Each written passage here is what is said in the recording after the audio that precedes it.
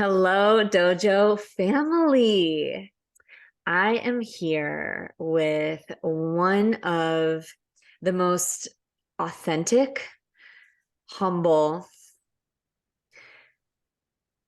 genius wisdom keepers that I know in a form that is younger than the spirit inside seems to feel every time I connect with her. I'm like, are you sure you're not a 70-year-old elder woman in this 30-something body carrying such ancient codes and wisdom connected to the intelligence of the earth? And I want to introduce all of you to Nadia Ramo, who I've been weaving with and knowing for many years now. I would come to her for bodywork sessions and Chinese medicine work, and I've just witnessed her blossom and step more and more into her channel and her offerings. And one thing that really, I don't know, has impacted me when it's come to you, Nadia, is like, it's like your humility, like the amount of wisdom that you express and how the education that you've already experienced. When I've asked any question about any plant, the medicinal uses of the plants, the body, it just feels like you're pulling from such a vast reservoir of knowledge. And yet it's almost like, what has struck me the most is that it's almost like she hasn't even realized how much wisdom and knowledge and intelligence she's actually carrying. And so I'm really excited today to introduce all of you to Nadia and create an opportunity for us all to learn from her. That was my intention before we hit record. Nadia and I were each sharing our why for being here today. And one of my whys is actually to open up the space to just learn from this woman and create that channel for you to flow and really transmit some of the, most inspiring pieces of your learning so far. And so Nadia, I'd love to just invite you to introduce yourself and share again your why for saying yes to this podcast today, and just a little bit of background in terms of like your education and your come from, just to create some context for everybody listening. Thank you for that beautiful introduction. Yeah, I'm discovering more and more every day the wisdom and the discipline that I've carried in the last couple of decades of truly dedicating myself to medicine and the body and healing. Yeah, well, my intention of coming onto this podcast is, to share my voice and also just share an insight that to an audience that we all have the capacity to heal, to be healed, to be carriers of medicine. It's in our bones, it's in our DNA. Healing powers is our birthright. And so I think the medicine of my humility is that, I'm no different. I'm not an other compared to you. And I'm, the beautiful thing about acupuncture is it just reminds the body to heal itself. And so I really carry that torch of just reminding my patients or anyone I'm sharing wisdom with that they have the capacity to know this information. They have the capacity to heal themselves and to have their own relationship to plants, and even inviting people on hikes, like, well, how does this plant make you feel? What do you smell? What is it reminding you of? And just kind of building your own intuition and relationship with certain plant allies out there. Yes, I love that. And where did the relationship to the earth? So you're a doctor of Chinese medicine. Mm-hmm. And is there anything else layered in there that is the acupuncture woven into that? Yeah. So I got my master's and later on my doctorate in Chinese medicine. We learn Chinese herbal medicine as part of our curriculum, which is an incredible curriculum and like really, really advanced level technicalities with understanding plants. And, you know, a lot of the herbs I learn are Chinese based, and I really felt called to understand more local medicine. So I started to kind of go down the path of understanding the local ecosystem, you know, of the Western coastal climates from a Chinese medicine perspective. And there's been some really epic people that I've already kind of started making those bridges. So sort of falling down their path and also making my own translations with just experimenting with things as well. I love that so much. Yeah. Yeah. Nadia on Instagram, her handle is earthy bad bitch.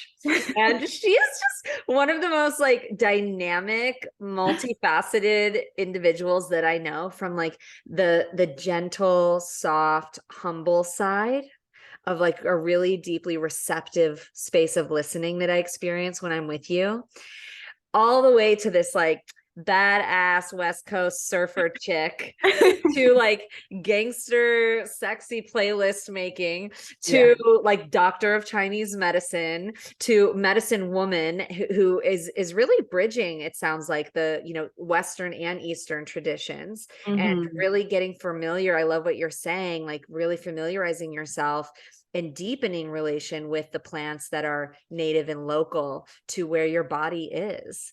And so I'm curious, rewind, like what makes you like, I just named so many different dimensions that I experience when it comes to you. And so what is your origin story in terms of your relationship with the earth and with plant medicine, and what is your draw into this, and how does this like surfer fucking, you know, chill woman fully devote herself to the path of really herbal medicine? Like where did that original spark happen? Well, I grew up in Southern California, the daughter of parents that came to this country from Syria. And for the opportunity, my parents' intention of coming to this country was to give their children a blank slate.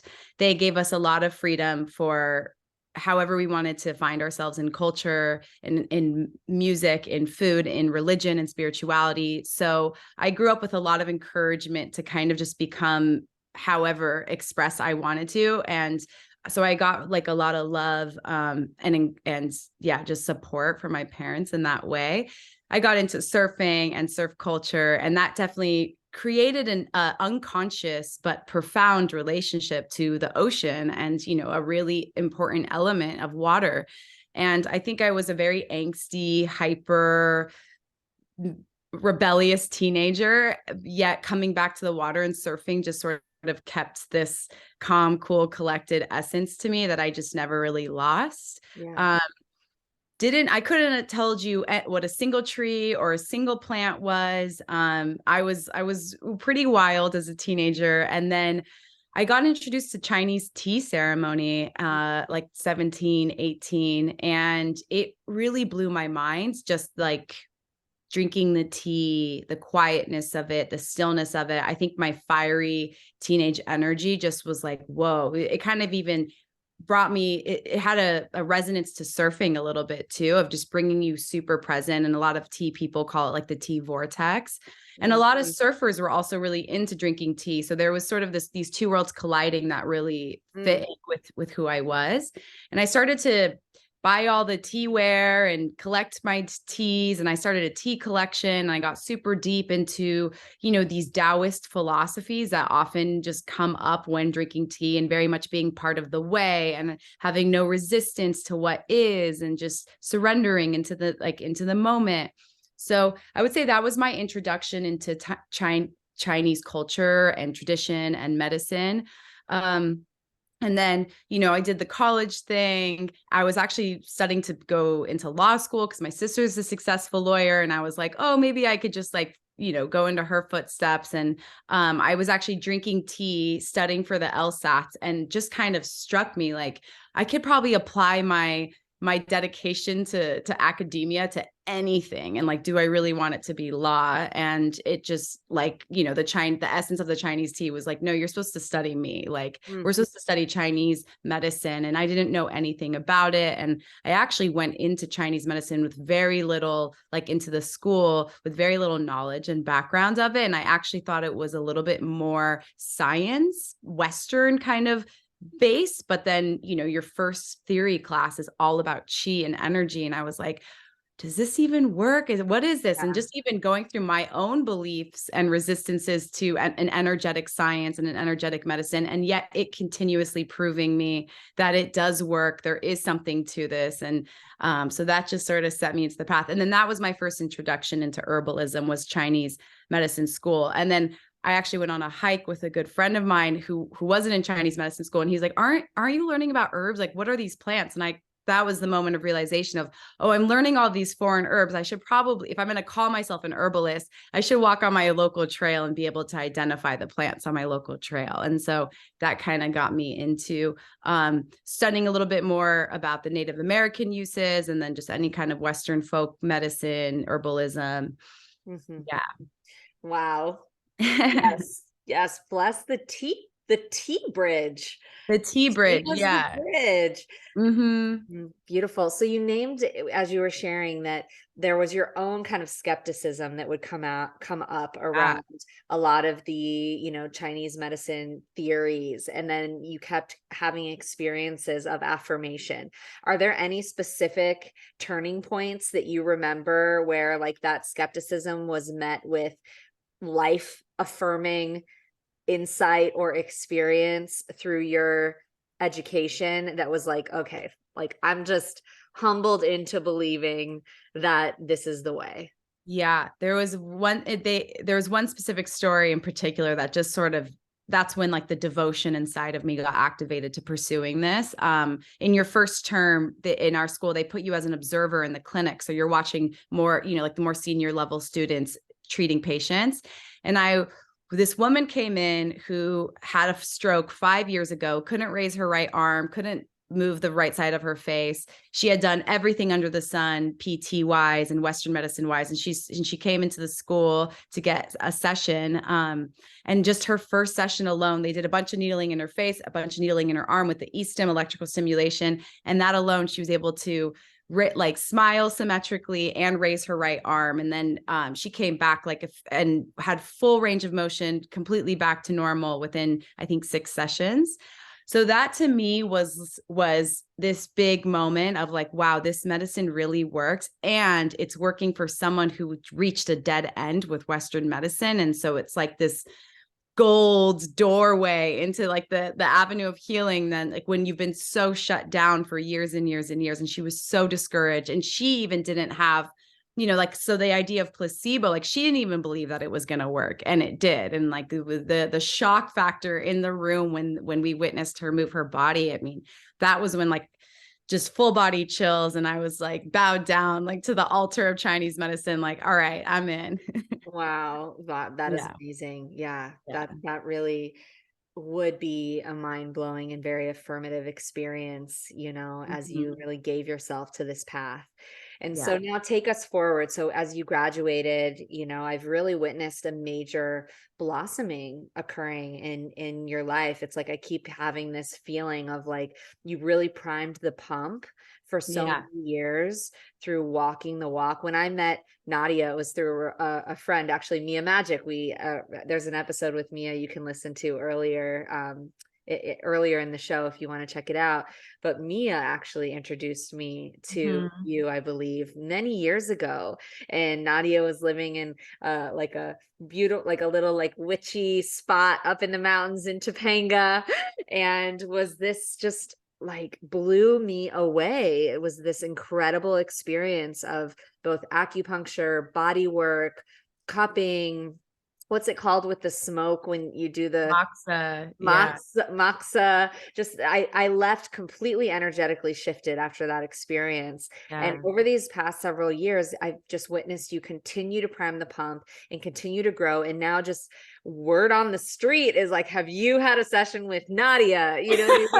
And so like, what have been some of the biggest, most like the biggest turning points for you along the journey after graduating, after getting your doctorate and building your practice? Like, where are the biggest passion points for you when it comes to the work that you're doing that has continued to like drive you forward? Because now there's an expanse happening in the work that you're doing connected to like psychedelic plant medicine, so just what are those turning points that have really like been like gears up for you to expand your practice?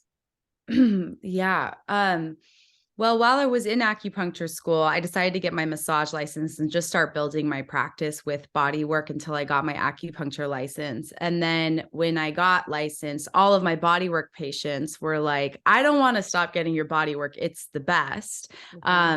And so I just started infusing both treatments, and like the infusion of the two just had such a resonance for me. Chinese, how the Chinese medicine diagnostic practices work is feeling the pulse, feeling the abdomen. It's all these observations. And I was getting a lot of downloads through touching the body, and through the body work, I would get so much information of like, this is where they need a point. This is what's going on. And, and even like certain emotions associated with certain body parts. So that started to like plug all the pieces together to create the sessions that I still kind of carry today, just in a more advanced level, I feel like.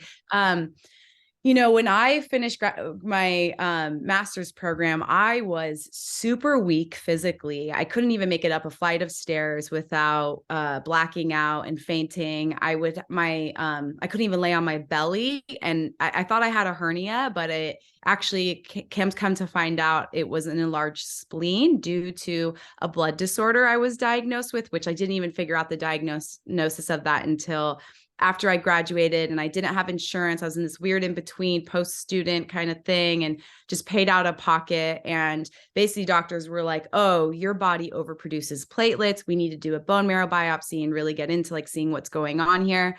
What they found was that I had this like acquired genetic mutation that was causing my body to just go crazy producing platelets. And all of the excess platelets were getting congested in my bone marrow, creating scar tissue, which led to another diagnosis called myelofibrosis, which is ultimately a form of bone cancer. And doctors were saying, I had multiple doctors throughout Los Angeles and San Diego telling me like, you need to get on chemotherapy. This is going to turn into leukemia. And it was really intense. And then, here I am, this like freshly licensed acupuncturist, so ready to share my medicine with others. Yet I'm the one that needs like serious healing interventions. And so I went down the path of seeing what plant medicine and like really intense interventions around plant medicine had to offer in terms of insight. The first one that spoke to me, actually, because my spleen was so enlarged, and I actually had drank some Chinese tea that made me vomit, and it felt really good to vomit. So I met a combo practitioner, and the combo practitioner just, there was a resonance between me and him. I told him about my story. He was really open to helping me. And we started to work deeply with combo, and my spleen shrunk instantly. Like visually, you can see the difference in my abdomen. And then we did it over and over and over again. And it got to the point where I could surf again, I could hike again. I was able to like physically be active again, which was so important for my mental health. And so that kind of led me on the path of like, okay, there's, I'm going to be okay. I started seeing patients again and just started to like get a little bit more confident that I could do this. And meanwhile, I'm working with one of my teachers, doing acupuncture every single week, doing all the herbal formulas, just all these different things I could do. And my lifestyle, my altar, everything was shifted towards healing my bones, hence the name Dr. Bones. And yeah, so I started like my whole altar was all about my bones and my ancestry. I worked with this Taiwanese woman who came to the States. She was this beautiful gift of basically like doing this energetic cleansing to the body, and her husband's a qigong master. And so you work with her, you cleanse the chi of your body, then you start working with the husband and you do this qigong, and he knew bone marrow qigong. So I started working with them, and she really kind of just planted the seed that this is like very ancestral level healing that's happening. And especially you being the daughter of immigrants, like this is all happening for you to do some deep work for your family line. And you're in California, a state, a part of the world where you have the access to the most like medicines when it comes to alternative medicine. This is a hub. And so she's like, it's not an accident. You're here. So I started doing, then ayahuasca kind of crept into my field, and I started working with ayahuasca. And yeah, that just like really opened me up. She was very clear with me, you know, I'm not going to fix you. I'm not going to heal you, but this is what this is about. This is what, like, these are visions and timelines of how you can live and move forward with what you were given. And soon my diagnosis became a gift, an opportunity, a portal. And then went to Maui, did many days in silence in Maui so I could have a lot of time to just do like the deep visualization, sort of like Joe Dispenza level, telling the neuropeptides of my mind to go in and rearrange my cellular structure and cellular signaling. And I kept doing blood labs, and I wasn't really seeing too big of a difference. But I felt healthier and healthier and healthier.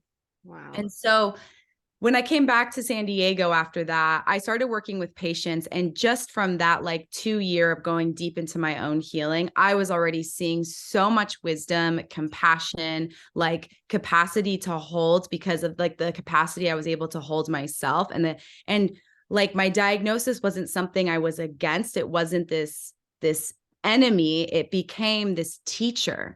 And so then I started to give my patients that insight of like, what's this ailment? What's this teaching you right now? And rather than like this frustrating demon energy, like what is this? Where's the teacher? Where's the mother? Where's the grandmother in this? So that started to like dramatically change the energy of how I carried my medicine.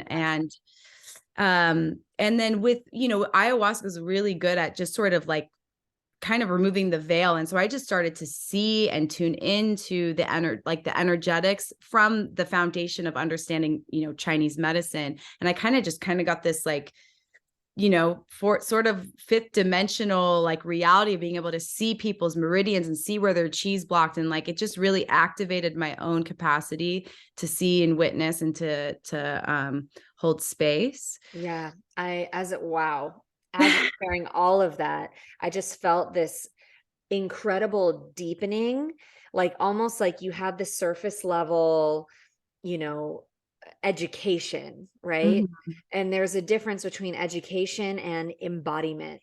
Yeah. So there's the education, and then go through your own initiation around your healing, period. There was like this, almost like the whole field just like sunk deeper in terms of what you're able to hold, what you're able to see and become aware of, first within yourself, and then in service to and in support of your patients. And I feel like that's, wow, such a powerful perspective and response in terms of like what motivated you and what kept it going. It's life affirms in ways that we don't expect or Yeah. even prefer sometimes. And the way that you're holding it from this place of total empowerment, like, this sickness is not something I'm against. It's not a demon that I have to fight. It's actually a deep teacher and a deep honor. While it's challenging at times, there's an honor when you hold the perspective that you, at the leading edge of your line, from the perspective of your ancestry, here you are at the leading edge of it, doing this work for yourself and all those who came before you and all those who will come after you. And then the ripples of you right there at the leading edge doing that work ripples out to everyone that you touch. And now you're touching these lives from a place of true integrity, because the work that you're serving is actually work that you've done within yourself.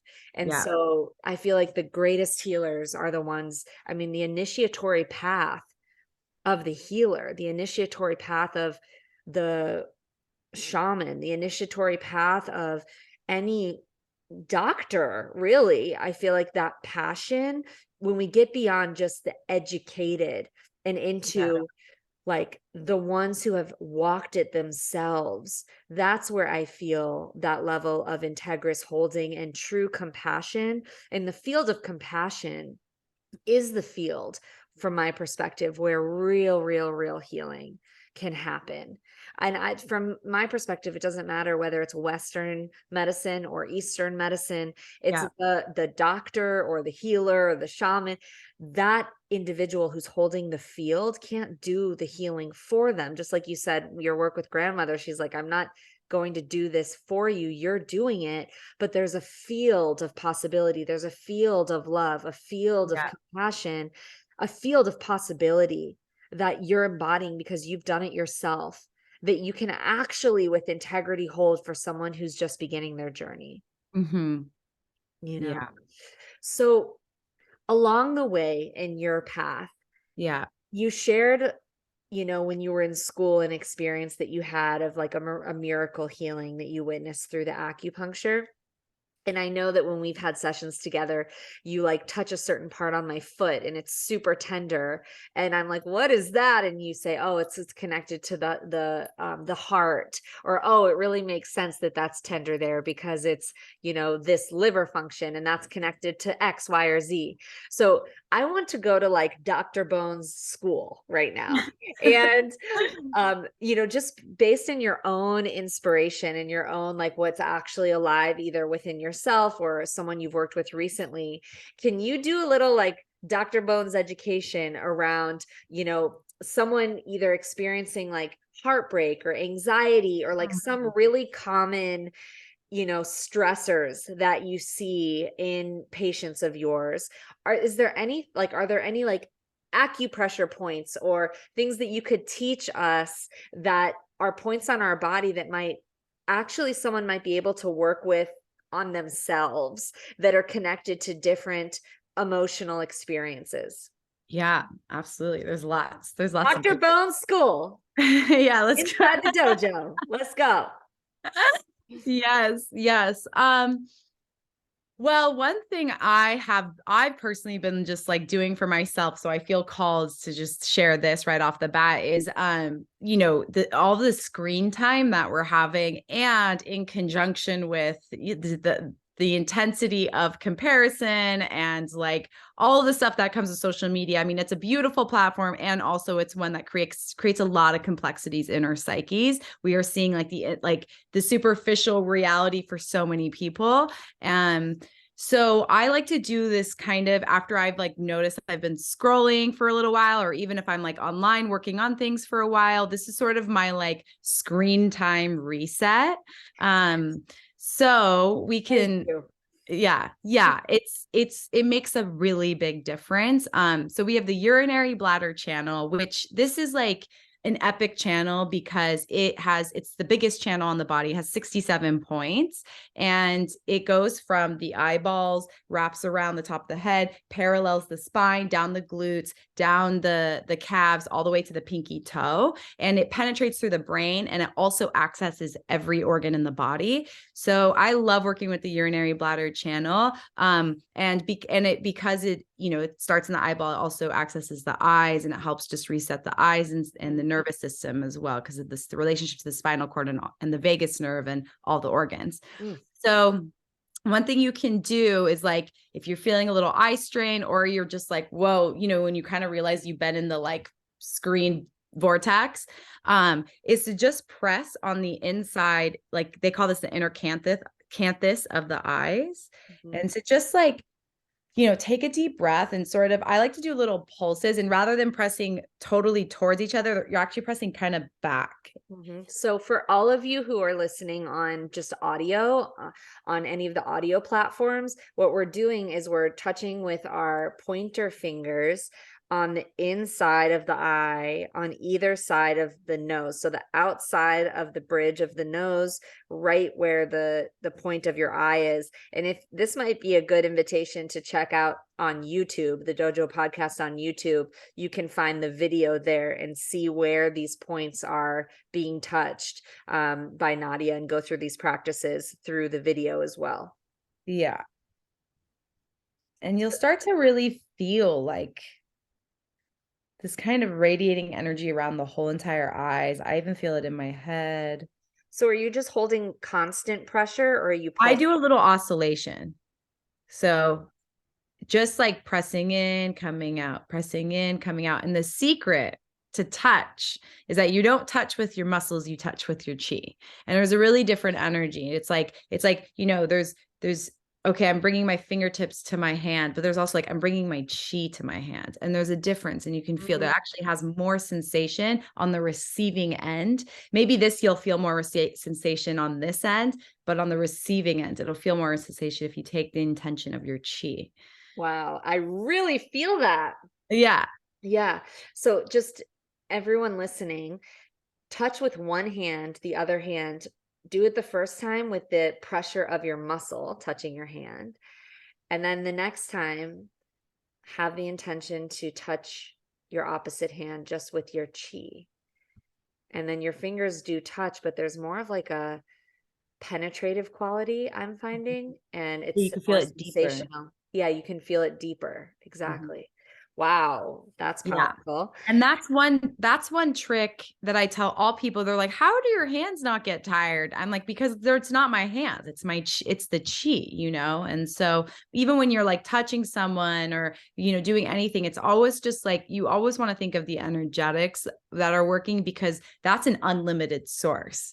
Totally. But our physical body is limited. Like we will die, but our energy never will. So it's just about being resourceful with your physical body and really utilizing the energy. Amazing. Okay, so Yeah. for all of you in social media vortexes, we work on this point with the urinary bladder tract between the eyes, which, yeah, that's really incredible. I didn't realize that that Yeah. goes all the way through the entire body, all the way down to the And penis. then you can even tap on just above that, right where you're basically where the ends of your eyebrow is, just tapping there too. And then tapping all around the eyebrows. And then this is called the, you know, like the orbit of the eyes, like the super orbit, the infra orbit of the eyes, and just even like going all around the eye socket.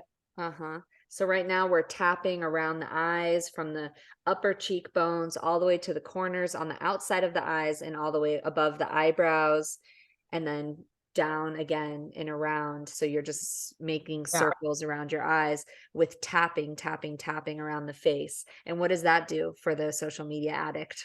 It's gonna help reset the eyes, and it creates like a sensation so that all of it's not like your nervous system gets so programmed into what am I looking at, but then to actually tap back into what am I feeling. So it brings you back into the body, Got basically. it. And now we're accessing the stomach channel, which the stomach is, I think, the second or the third biggest channel in the body, which goes from the eye down through the chest, through the abdomen, through the quad and the shin, and then all the way at ends at the second and third toe. So this stomach point is just like a nice one to tap, and you can really feel a lot of sensation. And this point has a lot to do with anxiety because it goes through the heart, and it has the relationship between the digestion and mood, very much stomach channel related. So I like to also tap on this one to just sort of, if like the anxiety kind of creeps in. Yeah. So like right under the eye is a good point to tap that she's Yeah. referencing right If there. you're looking straight, it's directly below your pupil. Got it. Amazing. Yeah. So what about for anyone that has trouble with sleep? Sleep. Well, that's I'll just all. name I'll just name situations and then you give us the Dr. Bones remedy. Yeah. Well, sleep's tricky because there's so many different patterns of why someone isn't getting good sleep. One thing that I personally do if I'm dealing with sleep is kind of just touching into the collarbone area, because a lot of these points, we have a kidney point here, a stomach point here, and then we have our lung point on the outer. So lung, stomach, kidney, and a lot of like these points right here are kind of known as the window of heaven points. So they just like bring calmness into the mind, and can reduce anxiety and also access like this point in particular, our adrenals and stuff. So if we're a little hyper minded and feeling a lot of chi rising, by pressing onto these points, just sort of in that first intercostal space just below the collarbone, and just sort of breathing and holding. And then you could even do a little bit of tapping along the chest and down. This part of the body is related to fire. So insomnia is kind of like yang rising, the fire coming up. So just tapping and even imagining, you know, all your fire, all of the hyper chi of like your mind coming back into the body. I really feel that as you're sharing that and she was tapping everyone listening on audio on the heart and just under the collarbone as well. And, you know, there's something around also our belief system and taking like moving from like an automatic vehicle to a manual almost like Yeah. where we actually get behind the wheel of our own physiology. And I do feel that the efficacy that we experience from any sort of treatment, like self-treatment like this, is going to be directly related to how deeply we believe that it's possible that it can work. Yeah. So, like, if you are in resistance within yourself to actually bringing your energetic signature behind the possibility that some of these practices, like the simplicity, like there's a part of me that's almost like, oh, the simplicity of like tapping on my heart or like working the energy under the collarbone. I can imagine there could be layers of doubt of like, yeah, would that really help or would that really work? And it's like, try. Like, really, what Yeah. if you gave it everything that you had, as if you were training for the Olympics of consciousness?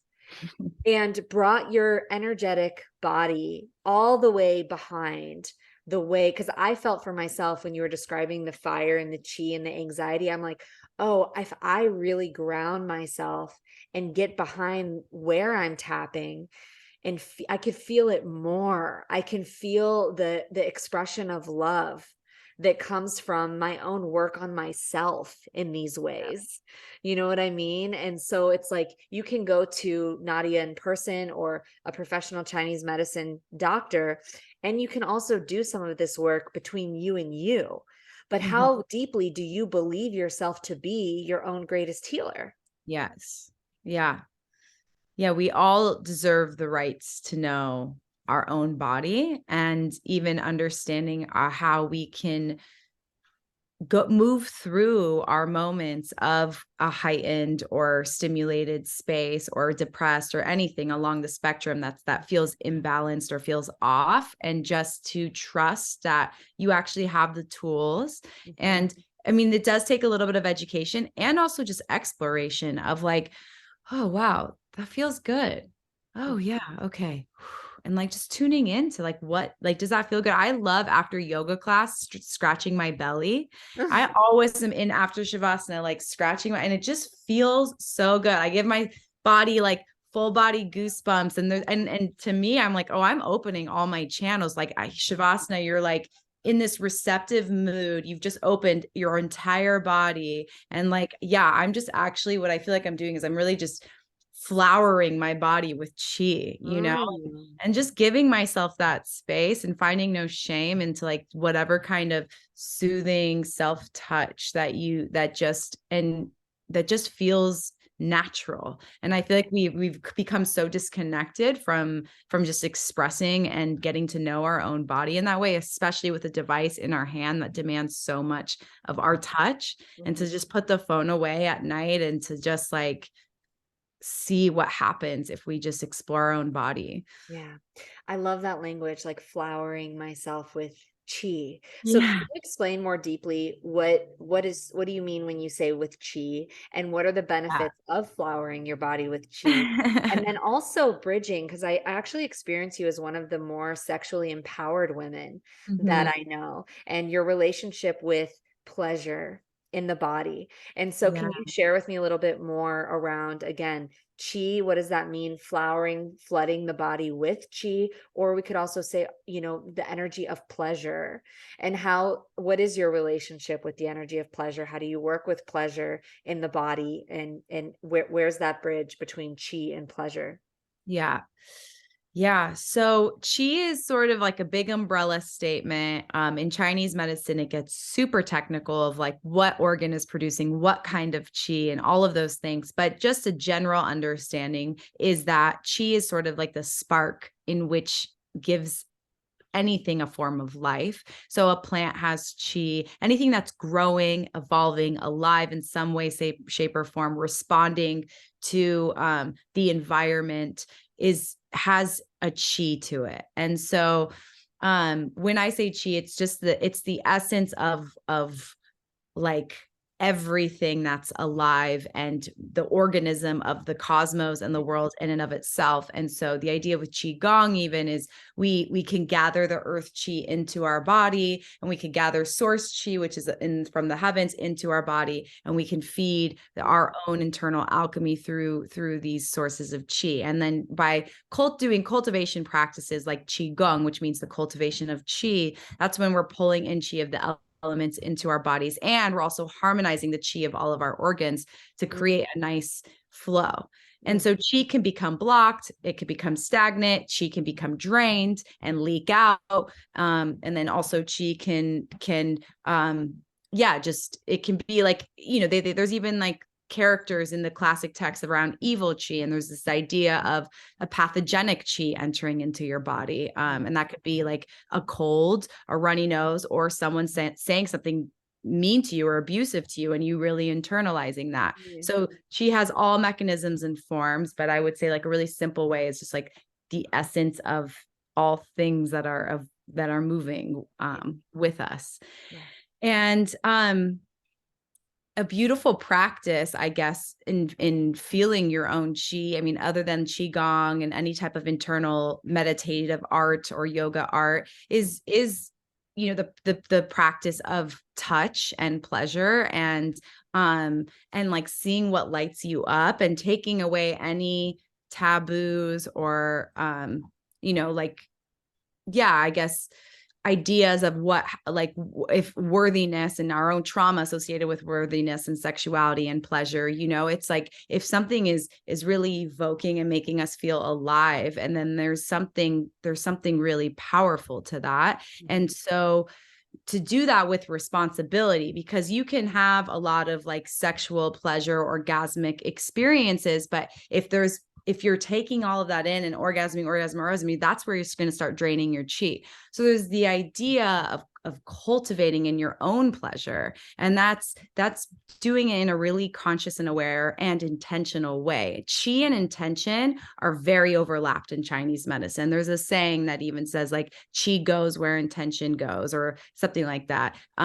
So it's really important too, in the pleasure space, to just not be leaking your pleasure energy everywhere and just like seeking it and wanting it and hungry and thirsty for it. But if you are in a place and like you think of like a figure 8 where there's sort of like this giving, receiving, feedback, communication, like clean energy, there's it's all clean and clear and open, and like then it can be really potent. And then you have the idea of alchemy between two people, and that can really create a whole new vortex of energy and chi. And then it could even, I've had low back pain literally resolve from pleasure experiences.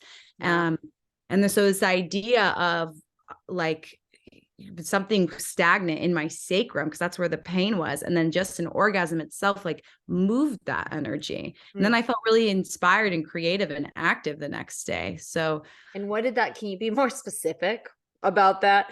So were you in the experience with the back pain, were you in a ritual space around healing the back pain when you had the pleasure experience, or was it like a spontaneous healing? It was a spontaneous healing. I've been in a place of a lot of self-cultivation, so I haven't been having as much intimacy with others as much as I guess if you are when you're in a relationship or other phases of your life. But I was in an intimate space with a lover, and it just turned into like a really beautiful orgasm, and I felt like warmth go through my whole waist, and I got up and I was like, oh, my low back pain is gone. And it hasn't even come back since then. I even worked out the next day, and I was able to do moves I hadn't been able to do. So it's definitely, and I mean, really what that was is I had stagnation, and the orgasm just moved the stagnation and created the flow. And a lot of times physical pain in the body is always related to chi being stagnant. Wow. Yeah. Amazing. Okay. So a lot of the noticing that anyone listening can do is, how do you track whether you have stagnant chi in the body? Mm. So if you have, I mean, it gets pretty complex because you can have deficiency pain as well, like elders with weak low back and like weak knees, and even bone pain and stuff. This is when you're seeing more of the deficiency. But a lot of times when we're, if you're younger, it's usually coming from stagnation. I would say it's a sensation of like sharp pain or a limited range of motion, or this like naggy sort of thing that won't leave. Yeah. That's usually chi stagnation. Even with women and the menses, it's like and there's blood stasis too, blood stagnation in Chinese medicine. And so it could just be a lot of stagnation in the womb area. And so when the menses is calling for that movement, and there might be some block, so that's usually what the pain around menses is associated with, is there's still this like holding on, there's still this stagnation, yet the cycle is asking for it to flush out. So then it's like they're kind of opposing each other, the energies. It's like a cross current. Yeah, exactly. And that's what creates a like really painful menses.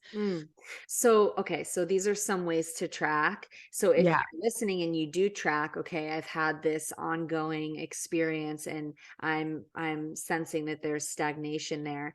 So one way to meet it is potentially like a self-pleasure practice to try to intentionally move energy into the stagnation and get the energy moving, or like dance, or maybe there's pressure points. So if now we're getting a little more prescriptive, if someone's noticing, I think I have stagnation in this way, in any way, I don't know if this is too broad, because it could be your moon stagnation, it could be back pain, it could be whatever. Yeah. Is it just like, what would you prescribe for somebody that's feeling stagnation in the body?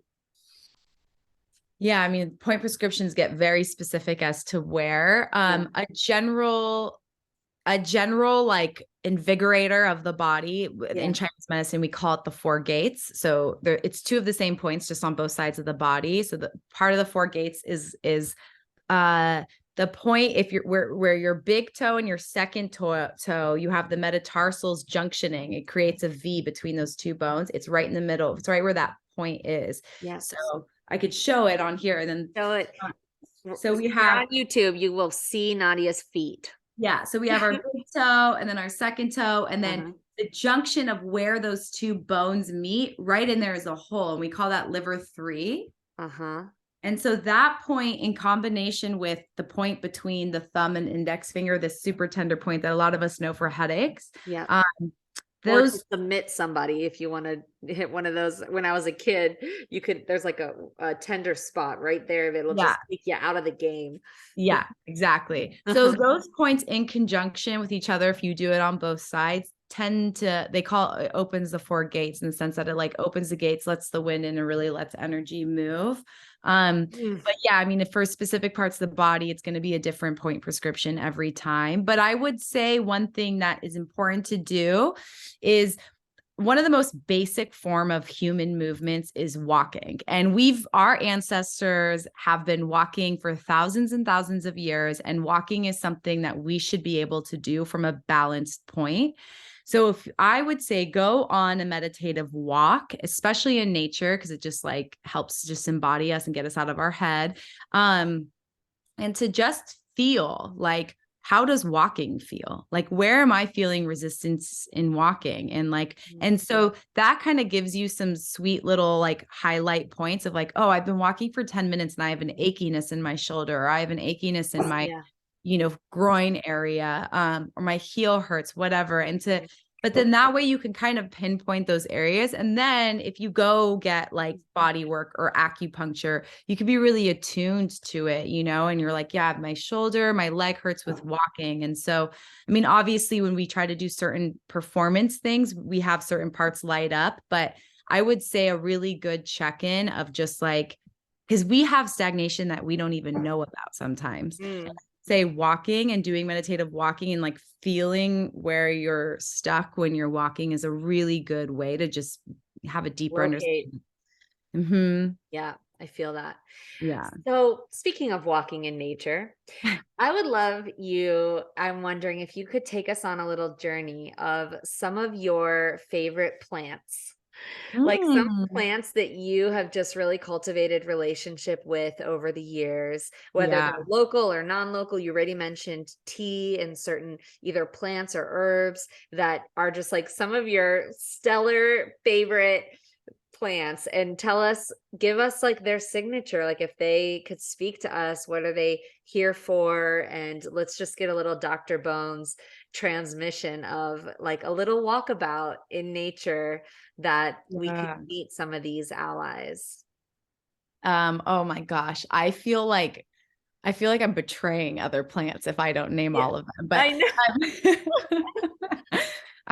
I well, one that's coming super alive for me right now because it grows everywhere and it's popping off right now in Los Angeles because of all the rain is mugwort, which is in the Artemisia family. It has a beautiful odor. Like a lot of times when you're hiking, especially in the early mornings, and if you're like, what is that smell? You're probably smelling something in the Artemisia family.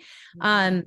And mugwort is what Chinese medicine practitioners use for moxibustion. So it's the same plant and it's just the dried out plant and we burn it. And so when you burn mugwort, it has this beautiful like infrared heat response on the body. So a traditional way of burning mox is rolling into these cigar-like forms, and then you just light the end of it and you hold the ember up to an acupoint on the body. And usually people feel like a really profound effect, and like this energy penetrates the heat, penetrates into the channels, but also they've done studies on it and what it's actually doing to the tissues. And they see that it penetrates into the tissues all the way down to the bone level. So it has this like really responsive topical reaction in the smoke form, which not a lot of plants offer medicine in the smoke form. I mean, all the sages, of course, too, but so that's really special about it. And then as a tea, it goes to the womb and it warms the womb up. So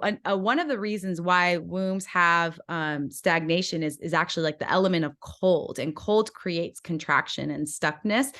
So moxa is really good at just like warming the uterus, increasing blood flow. It could be a great fertility herb. It's safe with pregnancy. There's controversy around moxibustion not being safe for pregnancy, or sorry, mugwort not being safe for pregnancy.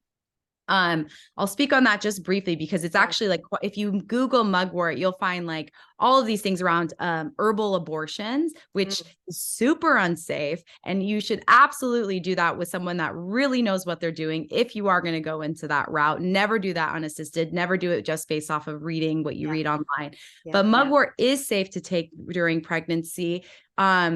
And you don't want to overdo it. But the reason why mugwort would be in an abortion herbal formula is because it accesses the womb. So if you combine mugwort with a harsh expellant herb, which there is a Chinese herb that can create an abortion, you would combine the two because the mugwort's going to guide and direct that other herb to the womb. Wow. So that's why you see it in abortion. In termination formulas, but it's not actually dangerous by itself for pregnancy. That feels important. And just the way that you just described, like the mugwort itself is like the guide. Yeah. Other plant into the womb. And now is there like are you referencing like the spirit of mugwort that is doing the guiding? Like the spirit.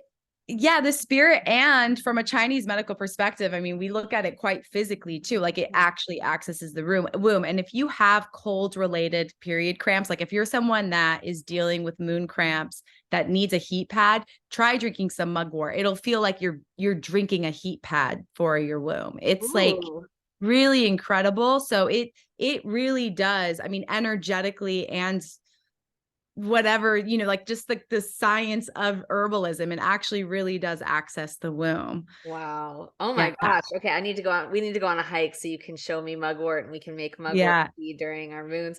Yeah, that's really magical. And thank you for clarifying that. Totally. I think it's super important to have that conversation. And it's also one that is really friendly to harvest because it's like a weed. So it just keeps going. So it's something too that you can just find and like grab as much as you want with, with also respect for the land. Totally. Yeah. Okay, so we've met mugwort. Yes to that. That feels exciting. I just feel you so lit up when we're entering our way into the plants, which is like part of where we resonate so highly. Okay, I want to meet another one. Oh my gosh. Okay. Woo. Oh Well, my gosh, I just got an image, a vision for some of your Insta reels that you're going to be doing. I want like a plant Rolodex with just you speaking to all the different, like everyone gets their own expression from you, like getting to know them. And maybe this is just like an intro runway to that, because we're not going to yeah, have time for all the plants on here, but you could like, there could be like a Rolodex on Dr. Bones on any platform that you create of just like totally. your relationship with every one of the plants. Yeah, I'm going in that direction. I've made 2 reels about herbs. It feels really good. So one of the herbs is dujong. I was debating, which is eucommia bark, which I'm like, do I want to talk about that one? But and I'm yeah. Well, I guess I will talk about that one because that one is super cool. I'm trying to see if I have any on me. No. It's a really cool bark that grows on a tree that's native to China. So this is one that's a little bit more specialized to the lands of China. And it's like it has these like really big kind of long chunky fibers, but then in between each fiber it has this white sheathy web that I've worked with cadavers before, so I've seen actual physical fascia. It literally looks exactly and feels and just the whole thing exactly like fascia, and it has the capacity to mend torn ligaments and tendons, and also it mends bones. Wow. So Dujong is a really beautiful one because it goes into the kidney channel, it goes into the bone, it goes into the bones. So that's another herb for just like general kind of bone. I was working with that herb a lot with my bone stuff, and doing high doses of that because I really wanted to start accessing the bones. I also broke my ankle bone a few years ago. And, generally for a bone to mend takes 6 weeks. I was drinking Dujong and putting it on topically every single day. And in 2 weeks, my bone, I had got another x-ray and it was like completely gone. The doctors were just even like, wow, yeah, that acupuncture stuff really works, huh? Yeah. Wow. Yeah, so Dujong is something that you can use topically or internally for mending and healing. And also it is good for pregnancy in the way that it stops hemorrhages. And it can actually help remedy a potential miscarriage. Wow. Yeah. Wow. Yeah. Plants are so magical. Okay, I have a request. Yeah. Mushrooms. Okay, which kind? Or psilocybin. Like, how does psilocybin work in the brain to support creating new neural networks? Yeah. So psilocybin is super interesting. Well, generally, all psychedelics across the board, you could say this, they have the capacity to shut down what's called the default mode network of the brain. And when the default mode network of the brain shuts down, other parts of our brain light up. And so this is how kind of the beginning stages of neuroplasticity is our default mode network is what it sounds like. It's our default activated parts of our brain. Like usually it's a lot of time related to our prefrontal cortex and like some parts of the middle part of our brain, obviously our brainstem. And like this is the communication between those parts of the brain. This is very much the like me living my daily life in conversation. How am I looking to this person? I want to make sure I fit into this situation, this dynamic, having a meeting, like very heady, thought orientated kind of default mode. So when that mode shuts down, it gives the opportunity for other parts of the brain to activate and light up. What they've noticed in higher doses of psilocybin and with people who generally have mystical like experiences or the experiences of oneness, there's the thing called the parietal temporal lobe, which is kind of on the side here, that starts to light up. And then other parts that are associated with language light up, are associated with art and like creativity and our relationship to like, our relationship to God. So, and just spirit in and of itself, and just having that bigger, like, oh, whoa, what is this moon? Like just those questions, those like existential questions of like, what is life all about? Yeah. Those are usually associated with kind of the more side parts of the brain. So psilocybin and other psychedelic journeying also high amounts of meditation and breath work can do this as well, in terms of activating those parts of the brain. So once those parts of the brain get activated, we have a remembrance of those feelings, of those thoughts. That's why integration is so important, because integration allows for the neuroplasticity to continue in those other parts of the activated brain. So after you've had that default mode network shut down, you maybe the next day go into your meditation and you remember those feelings, those insights, and then you start to like weave and live your life in a way that's keeping those parts of your mind activated. And simple tasks like sweeping, or even just like redoing your altar, or like, the Japanese have those little like sand Zen gardens, all of those kinds of like mindless, simple daily tasks, those actually help shut down the default mode network too, because it helps you kind of get out of your mind and into the present. It's all about just being in the present. Mm-hmm. So, and then of course, psilocybin also, the molecule of psilocybin itself attaches to the serotonin receptor sites. So that's how it's like creating the effects. And so, it's really beautiful in the way that it doesn't, overactivate serotonin like something like MDMA does, where you have this high, it just like signals that serotonin is like overproduced. And so you get this high spike and this high crash, but the psilocybin molecule just kind of stimulates it without getting a spike of a certain neurotransmitter. So you don't have like as much of a crash and a downside either way. But some people do, because there is a little bit of a like activation of the mind, and then there's like inevitably going to be a come down. So there is ways to remedy that with like certain supplements for people. And so can you describe some of those supplements that are really like good aftercare if you've had a psychedelic experience recently, specifically with psilocybin, because that's what we're speaking of here? What are some aftercare supplements that could support that little bit of a, just integration period the next day or in the following week? Yeah, I think your L-theanine is a really good one. Just helps kind of keep it nice and balanced, just the spikes of all of the neurotransmitters. And same with tyrosine, Tyrosine. That one is a kind of a newer one that's been hitting the world of psychedelic therapy, and they're finding it to be really beneficial for people. And it also, those two substances, because they're so opening for like the brain and just like validating in terms of the neurotransmitter like homeostasis kind of functioning, like they just reinforce their like good performance level. They're good to sort of integrate as well for, like I said, to kind of just keep those other neural pathways open. So L-theanine and tyrosine, and then any kind of amino acid like GABA or something like that is good too. And then of course electrolytes, and you could do something like a Myers cocktail IV. All of these are just really good ways to just kind of keep the beautiful effects like going. So there's a deeper remembrance and integration in the body. Thank you. And so much beyond the physiology, or in addition to the physiology, I love what you shared around when the default mode network is turned off, that creates availability for other parts of the brain to light up. And that's where those new neural networks start to form.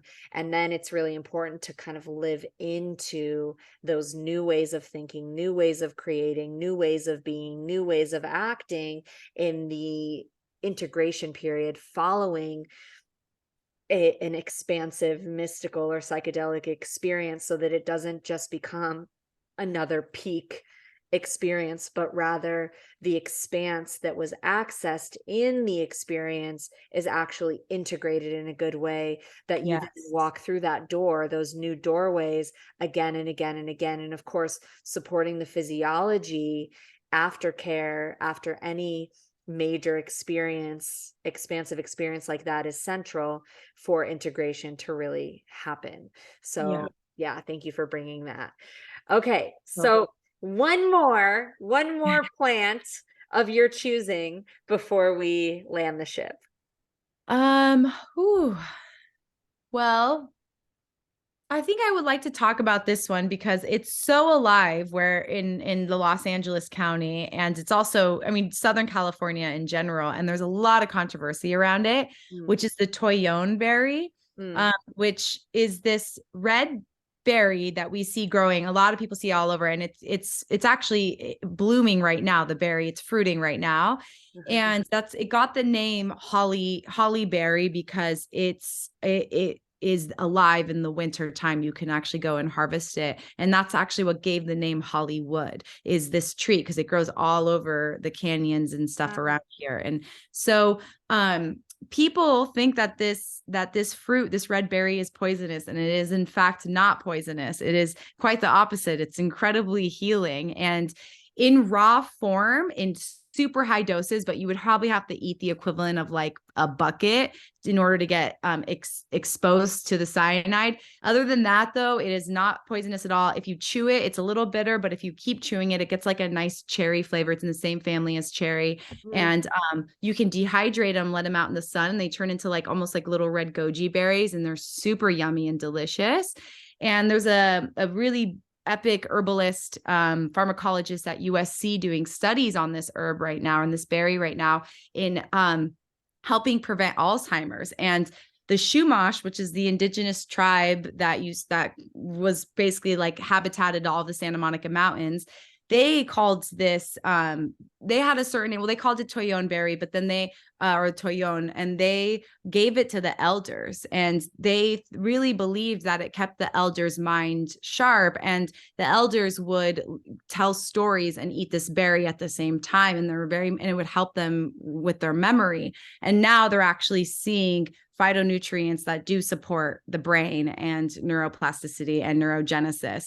So it's really cool. It's a really special herb. I like to harvest it and just dry them out in the sun. And yeah. Oh, Yeah. wow. I love the childlike wonder that I feel just hearing you transmit about all these plants, and then just feeling that just the ancient intelligence present in the spirit of the plant life all across this planet. All across this planet.